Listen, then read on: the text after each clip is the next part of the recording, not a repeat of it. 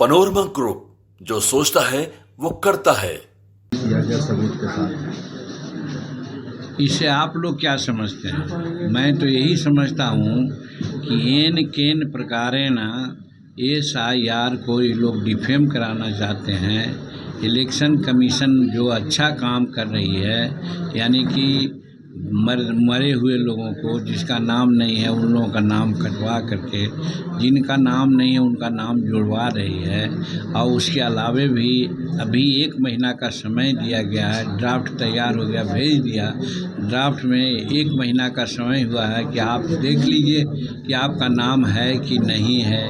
अगर नाम है तो कोई बात नहीं है, नहीं है तो जुड़वाइए। इससे ज़्यादा ट्रांसपेरेंट क्या हो सकता है? अब इस चीज़ को उन लोग ठान लिया है कि SIR गलत है, ठान लिया है कि इलेक्शन कमीशन है जो सत्ता पक्ष के इशारे पर काम कर रही है। लेकिन हमको ताज्जुब होता है कि बॉम्बे की बात बोलते हैं लोग, बिहार की बात बोलते हैं, झारखंड में भी होने जा रहा है उसकी बात क्यों नहीं बोलते हैं? कर्नाटक में वो लोग जीत गए उसकी बात क्यों नहीं बोलते हैं? हरियाणा में वो लोग जीते हुए हैं उसकी बात क्यों नहीं बोलते हैं? तो कहने का मेरा मतलब है कि उन लोगों को तो कोई इशू है नहीं। नरेंद्र मोदी जी और हमारे नीतीश कुमार दोनों मिलकर के बिहार में ऐसा काम कर रहे हैं जिसको कि बिहार की जनता समझ रही है।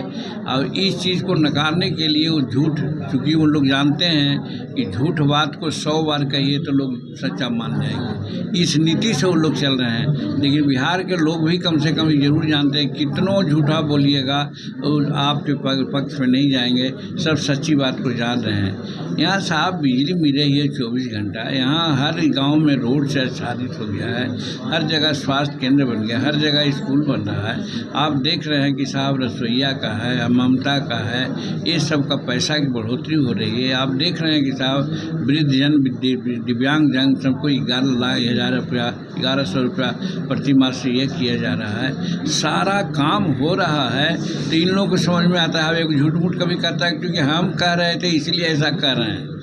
अब यही जोड़िए कि इन लोगों के पास कोई मुद्दा है नहीं, कुछ यही बोलते हैं। तो इस चीज़ को बिहार की जनता भली भांति समझती है और आगे वाले चुनाव में ये लोग आज उतना है ना, उसका 1/4 भी नहीं आवेंगे क्योंकि इन लोगों का कोई मुद्दा ही नहीं है। राहुल गांधी ने कहा है कि उनके पास सबूतों का एकदम बम है ECI के खिलाफ वोट चोरी। तो कौन मना कर रहा है? वो छोड़े ना। राहुल गांधी तो कुछ विदेश में जा कर के, कुछ यहाँ रह कर के, कुछ ऐसी बातें बोलते हैं जिसकी चर्चा हम नहीं करना चाहते हैं। आप लोग बोलते हैं, दुनिया लोग बोलते हैं कि वैसा आदमी तो बच्चा आदमी भी नहीं बोल सकता है, अपरिपक्व आदमी भी नहीं बोल सकता है, जैसी बात राहुल गांधी बोलते हैं। तो ये भी बोलते होंगे, तो छोड़े ना बम्मा, कौन उनको मना कर रहा है? PM मोदी आज काशी में कहे हैं कि पाकिस्तान एक तरफ रो रहा है तो दूसरी तरफ समाजवादी पार्टी और कांग्रेस भी यहाँ रो रही है, आतंकवाद और ये इसके। एकदम ठीक कहे हैं वो, इसलिए कि पाकिस्तान मेरा दुश्मन है।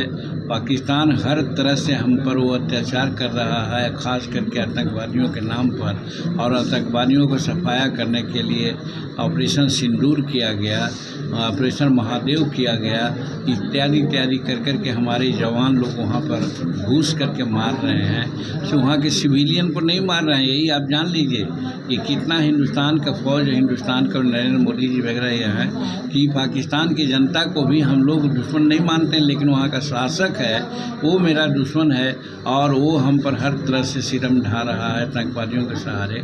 तो उसको अगर कोई तरजीह देता है भारत के लोग तो उसको भी तो दुश्मन माना ही जाएगा ना। तो इसमें हमारे समाजवादी भाई लोग और हमारे राहुल गांधी नंबर 1 हैं। तो वैसी परिस्थिति में देश में रह करके और देश के खिलाफ बात अगर बोलते हैं तो मैं समझता हूँ कि उचित नहीं है।